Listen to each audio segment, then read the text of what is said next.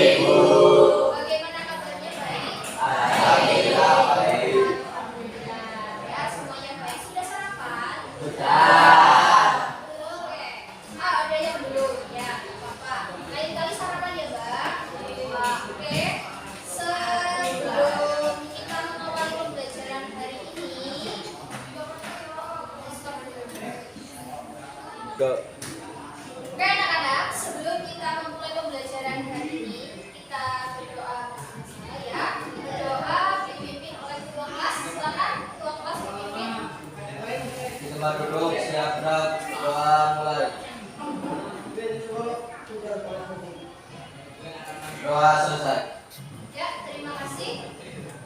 Oke, selain anak-anak, hari ini kita akan belajar pelajaran fisika.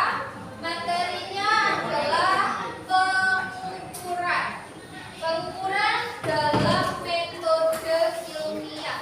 Sebelum kita masuk ke pembelajaran, saya ingin mengabsen satu persatu tugas 11. Yang pertama, Abdul Fajar ada. Oke, ada Dinda, Adit Alvarez, Afdal Mu'alim. Sekarang kita memasuki pembelajaran ya. Pembelajaran hari ini kita membahas tentang pengukuran dalam metode ilmiah. Nah,